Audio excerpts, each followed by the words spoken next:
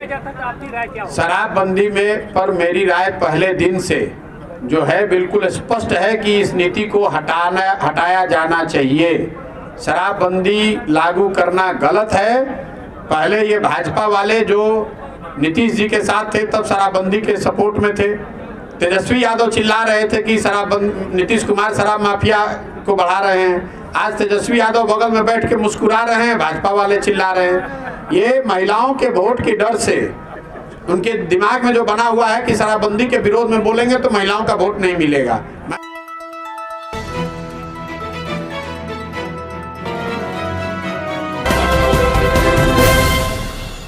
JDU भी वही है, तो फिर कौन सा बदलाव होगा? नहीं, देखिए, अगर आप मेरा नजरिया जानना चाहते हैं, मैंने कहा जनता चाहती है कि बदलाव हो। क्या बदलाव हो ये तो स्पष्ट नहीं है, किस तरह का बदलाव है। जहां तक जनसुराज की अपनी सोच है कि बदलाव किसी, जैसा आपने ठीक कहा, किसी एक व्यक्ति के बदलाव से, एक दल को हटाकर दूसरे दल के लाने से बिहार में बदलाव नहीं होगा। आपको इसके मूल में जाकर समझना होगा कि बिहार में स्थिति है क्यों, आखिर बिहार में ये स्थिति क्यों है। ऐसा नहीं है कि नेता सब खराब है। नेता अगर खराब है भी तो उसको चुनकर लाने वाली तो जनता ही है, और लोग बार बार चुनकर अगर आ रहे हैं तो लोग ये भी नहीं कह सकते हैं कि नेता ने उन्हें ठग दिया है, क्योंकि अगर कोई नेता या दल आपको ठगेगा तो एक बार ठगेगा, 2 बार ठगेगा। अगर 30 साल, 40 साल, 50 साल से आप ठगे जा रहे हैं तो इसका मतलब है कि कहीं ना कहीं आपके समझ में, आपके वोट करने के तरीके में गलती है।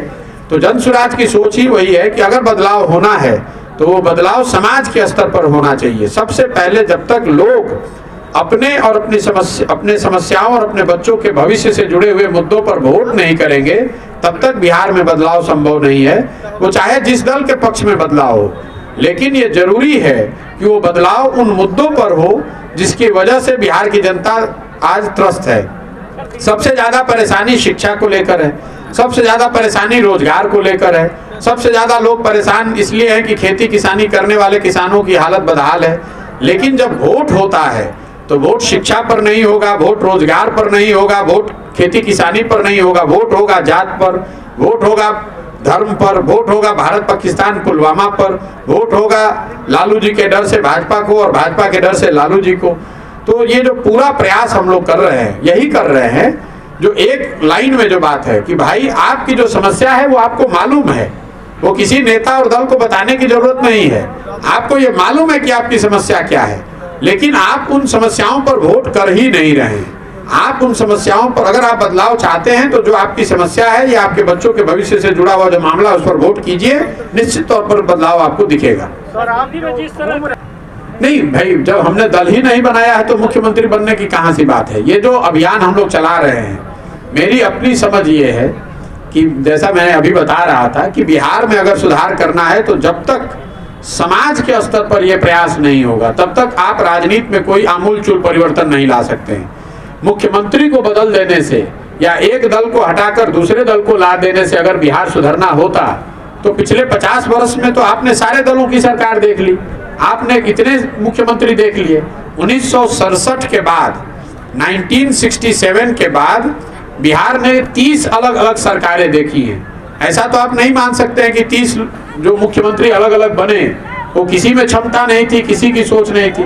तो कहीं ना कहीं जब तक आप समाज के स्तर पर इन चीजों को नहीं सुधारेंगे, बिहार के लोग जो इन चीजों से खुद त्रस्त हैं, इन विषयों पर जब वोट नहीं करेंगे तब तक बिहार को कोई व्यक्ति या मुख्यमंत्री नहीं सुधार सकता है। अगर बिहार को सुधारना है तो लोगों को जिम्मेवारी लेकर अपने विषयों पर, अपने बच्चों के भविष्य पर वोट करना होगा, तभी बिहार सुधरेगा। चुनाव खत्म होता है उसके बाद से लोग तमाम ये मुद्दे आ जाते हैं कि रोजगार नहीं है, स्कूल नहीं है, डिस्ट्रिक्ट जो भी नहीं है। और जब चुनाव का समय आता है तो बड़े लोग, जो भाजपा के बड़े लोग हैं जिसे मोदी सरकार मान लिया जाए, वहीं से खेल शुरू होता है कि ना राम मंदिर वही बनाएंगे, ये बनाएंगे, वो जातिवाद तो वहीं से शुरू होता है। तो आखिर ये लोग कितना जागरूक हो पाएंगे? अब मजबूत लोगों के हाथ मिट्टी में नहीं। ऐसी देखिए, ये जो बात है मजबूत लोगों की, तो मेरा ऐसा मानना है कि लोकतंत्र में जनता से मजबूत तो कोई नहीं है।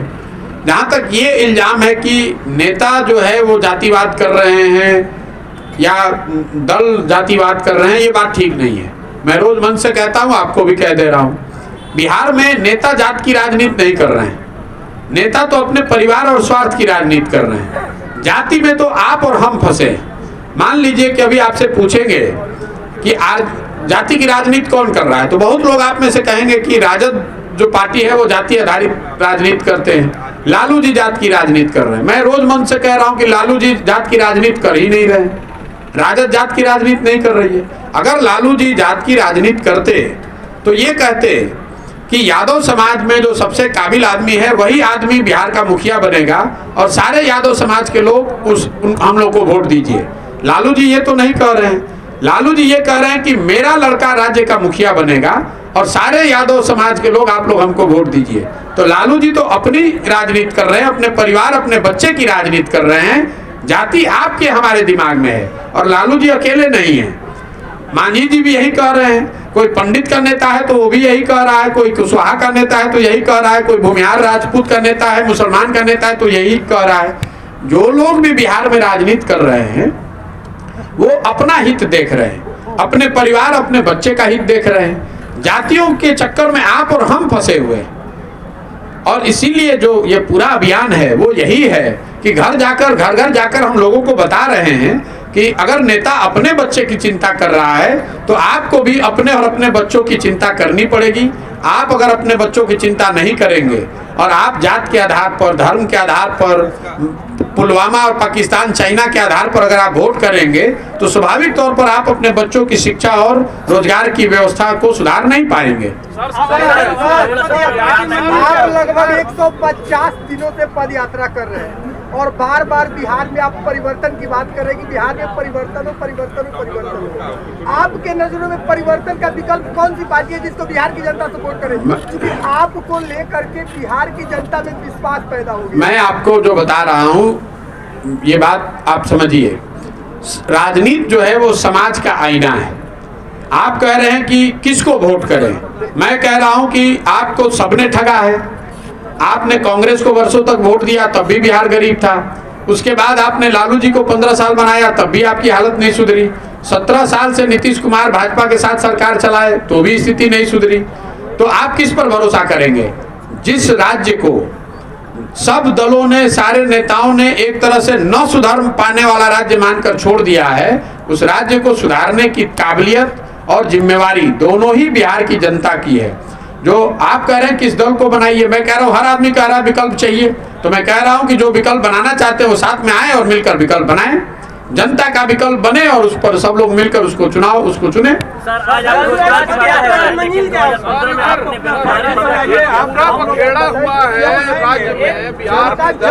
अगर आप एक एक करके आप विभिन्न दलों को अपनी सेवा दे चुके हैं, देश के माने जाने रणनीतिकार हैं, और बिहार की जनता आप पर क्यों विश्वास करे?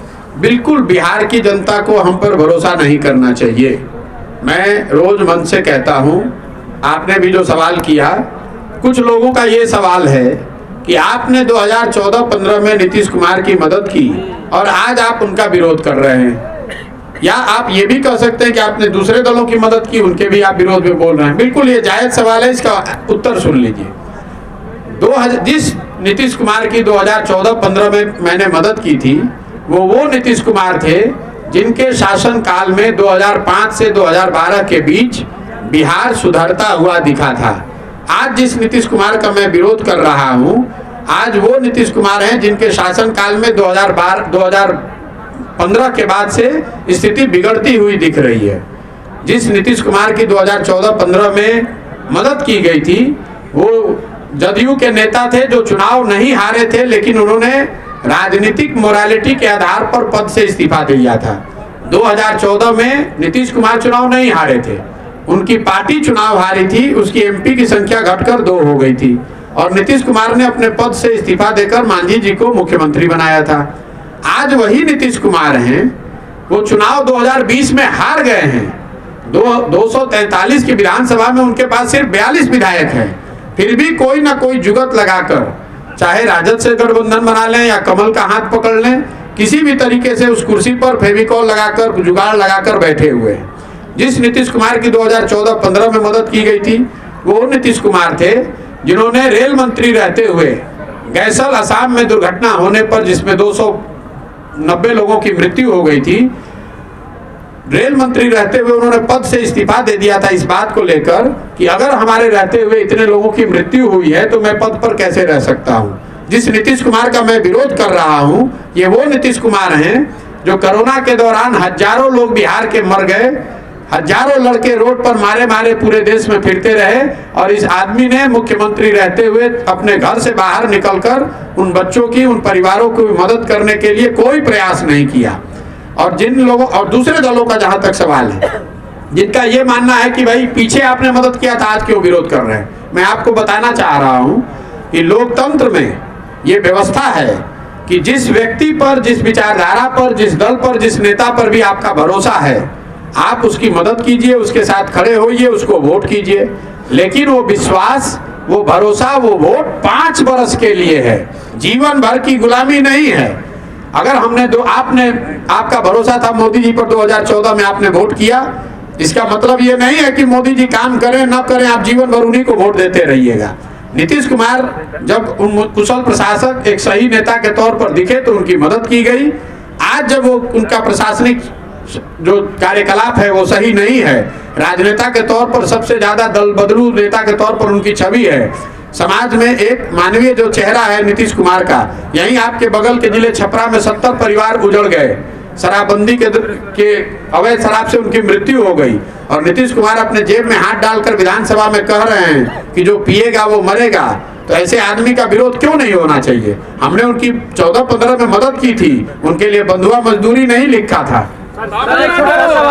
मुख्यमंत्री का चुनाव डायरेक्ट जनता आपको नहीं लगता है कि सारे नेता जो आज के नेता हैं, नहीं, देखिए, नेता जो है, नेता या दल का जो हम लोग शिकायत करते हैं, उसके लिए कहीं ना कहीं मूल में तो जनता ही जिम्मेवार है। दल और नेता स्वयं को नहीं चुनते हैं, वो तो अपने हित में अपना प्रयास कर रहे हैं। चुनना और नहीं चुनना वो तो आपके हमारे हाथ में है। अगर आपका बच्चा बेरोजगार बैठा हुआ है, आप महंगाई से परेशान हैं, इसके बावजूद आप जाकर पुलवामा के नाम पर और चाइना के आधार पर वोट देते हैं, तो गलती आपकी है या मोदी जी की है? गलती आपकी है।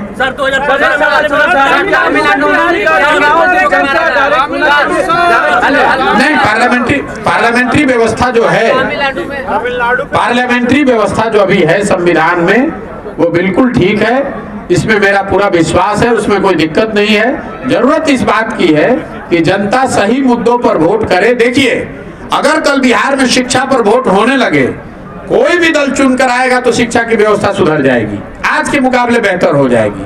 क्योंकि अगर जनता में चर्चा ही सिर्फ शिक्षा की होगी तो हर दल को सही या गलत, झूठा या सच्चा, कुछ न कुछ तो शिक्षा पर उसको बोलना पड़ेगा।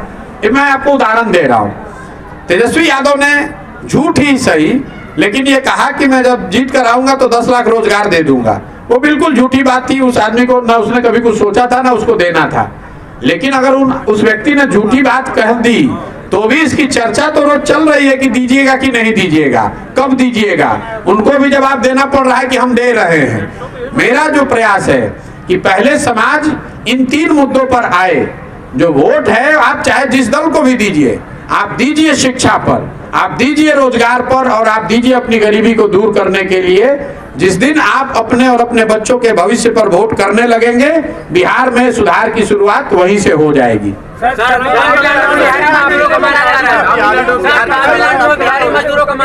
बिल्कुल, देखिए, आप जो तमिलनाडु की घटना का जिक्र कर रहे हैं, कई लोग ये बता रहे हैं, कुछ लोगों ने यह भी बताया कि वो फेक वीडियो है। 2-3 फेक वीडियो भी उस संदर्भ में जारी किए गए हैं। मैं विधानसभा का एक वक्तव्य देख रहा था, ये माननीय उप मुख्यमंत्री महोदय बता रहे थे कि ये सब गलत वीडियो है। मैं अभी 2 दिन रुका हुआ हूं, मैं उनको सही वीडियो भी जारी करूंगा। उन लोगों को पहले बोल लेने दीजिए। जो लोग भी इस मामले को रफा दफा करने की कोशिश कर रहे हैं, इस संदर्भ में कुछ पत्रकारों से जरूर गलती हुई है, उन्होंने दूसरे जगह के वीडियो डाल दिए, लेकिन घटना में सच्चाई है। लोगों को वहां, बिहार के बच्चों को, बिहार से प्रवासी जो मजदूर गए हैं, उनको, उनके साथ मारपीट हुई है। जो डीजीपी ने तमिलनाडु के बयान दिए हैं, उन्होंने बहुत केयरफुली सिर्फ 2 वीडियो का खंडन किया है। उससे पहले 5 से ज्यादा वीडियो और आए हैं। पिछले 4 महीनों में से ये घटना हो रही है, और इसका केंद्र सरकार की ओर से ये वीडियो जारी किया गया है। मैं अभी 2 दिन में जारी करने वाला हूँ। पहले बिहार के जितने ये सो कॉल्ड नेता हैं, इनको जरा बोल लेने दीजिए कि बिहार तमिलनाडु में कोई ऐसी घटना नहीं हुई है। सच्चाई ये है, और ये क्यों है पहले आप ये समझिए। तमिलनाडु में, केरल में जो मजदूरी है वो बिहार के मुकाबले करीब करीब 2.5 से 3 गुना ज़्यादा है। तो जब यहाँ के लोग गरीबी से बदहाली से परेशान होकर वहाँ मजदूरी करने जा रहे हैं, तो बिहार के मजदूर अगर 20,000 रुपये में काम करने को तैयार है, तो तमिलनाडु का जो मजदूर है वो ये सोचता है कि भाई हमारे 45 उसको कोई हायर ही नहीं कर रहा है, तो इसलिए ये घटना घट रही है। ऐसा नहीं है कि वहाँ पर रोजगार कम या ज़्यादा, उसके लिए लड़ाई नहीं है। लड़ाई इसलिए है कि जिस दर पर केरल में, तमिलनाडु में मजदूर काम करता है, बिहार से चूंकि गरीबी में लोग जा रहे हैं वहाँ वो बहुत कम दर पर मजदूरी करने को तैयार है। यही कॉन्फ्लिक्ट की शुरुआत है। इसीलिए इन लोगों को मारा जा रहा है या इनके साथ बदतमीजी की जा रही है कि आप यहाँ से छोड़कर जाइए, ताकि हमारा जो मजदूरी का दर है, जैसे केरल में जो कृषि का दैनिक मजदूरी है वो करीब करीब 700 रुपये है, बिहार में उधर 200 रुपये है। अब बिहार का जब मजदूर जाकर अगर केरल में 300 या 400 रुपये में काम करता है तो उसको लगता है कि उसको दुगनी मजदूरी मिल रही है बिहार के मुकाबले। लेकिन अगर बिहार का आदमी जाकर केरल में 400 रुपये में काम करेगा तो स्वाभाविक तौर पर 700 रुपये में केरल के लोगों, मजदूर जो काम कर रहे थे, उनको रोजगार उनको नहीं मिलेगा। इसीलिए लड़ाई होगी। इसके मूल में बात यही है कि बिहार में रोजगार है नहीं, जो मैंने बात शुरुआत में कही कि गांव के गांव खाली हो गए हैं, लोग रोजगार के चक्कर में बाहर भाग रहे हैं। यहाँ सरकार को उससे तो मतलब है नहीं। सरकार को मतलब है जातीय उन्माद फैलाना, सरकार का मतलब है बेकार की बदतमीजी, बेहुदागिरी की बात करना। कहीं सरकार का ये चिंता ही नहीं है कि लोगों को रोजगार कैसे दिया जाए। रोजगार के नाम पर कुछ नौकरियों का सर्टिफिकेट का बांटा जाना, उससे तो बिहार में नहीं रोजगार खत्म होगा, रोजगार आएगा। 13 करोड़ लोगों की जनसंख्या में अगर आप 2 लाख लोगों को सरकारी नौकरी दे भी दें, उससे बेरोजगारी थोड़ी ना दूर हो जाएगी। सरकार के पास बेरोजगारी को दूर करने के लिए कोई प्लान है ही नहीं, तो होगा कैसे? भैया ऐसा है कि जिस राज्य में राजद जैसे दल को लोग एक विकल्प के तौर पर देखते हैं, या उस दल के आदमी को जिसने 15 साल में इस राज्य को रसातल में पहुंचा दिया, उस दल के लोग आज भी राजनीति कर रहे हैं, पदों पर हैं, उप मुख्यमंत्री हैं, यही दिखाता है कि बिहार की क्या दुर्दशा है। आप उनसे क्या अपेक्षा करते हैं? आप तेजस्वी यादव से क्या अपेक्षा करते हैं? वो जाकर यही करेंगे, इससे ज्यादा उनसे क्या अपेक्षा आप कर सकते हैं? कानून व्यवस्था चुस्त दुरुस्त रखने के लिए यूपी में बुलडोजर चल रहा है जी। सब लोग कहते हैं कि रोजगार नहीं है बिहार में, और रोजगार पे सर लेकिन रोजगार को लेकर है शराबबंदी में क्या होगी? विधानसभा में नीतीश कुमार ने शराबबंदी में रोज बात होती है, रोजगार पे सर देखिए, आपकी राय क्या होगी? शराबबंदी में पर मेरी राय पहले दिन से जो है बिल्कुल स्पष्ट है कि इस नीति को हटाया जाना चाहिए। शराबबंदी लागू करना गलत है। पहले ये भाजपा वाले जो नीतीश जी के साथ थे तब शराबबंदी के सपोर्ट में थे। तेजस्वी यादव चिल्ला रहे थे कि नीतीश कुमार शराब माफिया को बढ़ा रहे हैं। आज तेजस्वी यादव बगल में बैठ के मुस्कुरा रहे हैं, भाजपा वाले चिल्ला रहे हैं। ये महिलाओं के वोट के डर से उनके दिमाग में जो बना हुआ है कि शराबबंदी के विरोध में बोलेंगे तो महिलाओं का वोट नहीं मिलेगा। मैं आपको कैमरे पर इतने पत्रकारों के सामने रोज कह रहा हूँ, बिल्कुल शराबबंदी गलत है, इसको हटाया जाना चाहिए, वोट मिले या न मिले। और इसकी वजह यह है कि दुनिया में कोई कहीं प्रमाण ऐसा नहीं है कि किसी देश ने, किसी राज्य ने, किसी समाज ने शराबबंदी के जरिए अपना आर्थिक सामाजिक उत्थान किया हो। तो बिहार में जो लोग आका बैठे हुए हैं, सरकार चला रहे हैं, ये दुनिया भर के सारे लोगों से ज़्यादा होशियार लोग नहीं हैं। अगर लोगों को ऐसी समझ होती कि शराबबंदी से ही सामाजिक आर्थिक विकास हो सकता था तो दुनिया के कई देशों में ये प्रयोग किए गए होते। जहाँ पर भी प्रयोग किए गए लोगों ने माना कि इसका कोई फायदा नहीं, नुकसान बहुत है। आप बिहार में देख रहे हैं कि शराबबंदी कहीं लागू है नहीं। मैं 1200-1500 गाँव में जाने के बाद बिल्कुल विश्वास से कह सकता हूँ कि हर गाँव में शराब उपलब्ध है, घर घर होम डिलीवरी हो रही है। और शराबबंदी के नाम पर शराब के दुकान बंद हो गए हैं, होम डिलीवरी तो हो ही रही है। शराब के दुकान बंद होने से बिहार को 20,000 करोड़ रुपए का हर साल का राजस्व का नुकसान हो रहा है। इस राजस्व के आंशिक भरपाई के लिए आपसे हमसे रजिस्ट्री का बढ़ा हुआ दर लिया जा रहा है। बिहार में रजिस्ट्री देश में सबसे महंगी है। पेट्रोल डीजल यूपी जैसे राज्य के मुकाबले 8 से 10 रुपए लीटर ज्यादा महंगा है। क्यों? क्योंकि शराबबंदी से जो आर्थिक नुकसान हो रहा है उसकी भरपाई इन टैक्स के जरिए की जा रही है। और आर्थिक नुकसान के अलावा जो सामाजिक इसका पहलू है, बड़ी संख्या में जो युवा है वो शराब माफिया से जुड़ गया, वो शराब के धंधे में लिप्त है, वो शराब का अवैध कारोबार कर रहा है। मैं रास्ते में चलता हूँ, मुझे ऐसे लोग भी मिलते हैं जिनको लोग बताते हैं कि शराब माफियाओं ने यहाँ 40-40, 50-50 बाइक नए खरीद कर लोगों को दे दिए हैं, बच्चों को, जो शराब का धंधा करते हैं। लोग शराब के अलावा अन्य कई तरह के नशे में लिप्त हो गए हैं। और जिन महिलाओं के नाम पर इसको किया गया है, सबसे ज्यादा प्रताड़ित तो वही महिलाएं हैं। जिन गरीब घर के लोगों को शराब के नाम पर, शराबबंदी के नाम पर पकड़ा जा रहा है, उन एक बार वो पुरुष पकड़ा गया तो उन घर की महिलाओं को थानों के वकीलों के चक्कर लगाने पड़ते हैं। और कुछ ऐसे समाज है जो लोग, जैसे मान लीजिए जो लोग पासी समाज के मिले, जहां महिलाएं ये बताती हैं कि उनके साथ किस तरह से पुलिस आकर उनके घरों में बदतमीजी कर रही है। मुसहर समाज के लोग बता रहे हैं कि उनके घर की महिलाओं को लाकर लोग पुलिस थाने में बैठा लेती है ताकि शराब में जुड़े, उनकी पुलिस की नज़र में जो शराब से के कारोबार में जुड़े हुए लोग हैं उनको सरेंडर कराया जा सके। तो महिलाओं का कोई फायदा नहीं है, आर्थिक नुकसान अलग है, युवाओं को आप अलग बर्बाद कर रहे हैं। और पूरा प्रशासन जो है शराबबंदी के नाम पर अपना काम छोड़कर शराबबंदी लागू करना, शराबबंदी छुपाना, शराबबंदी से वसूली करना, इसी काम में लगा हुआ है।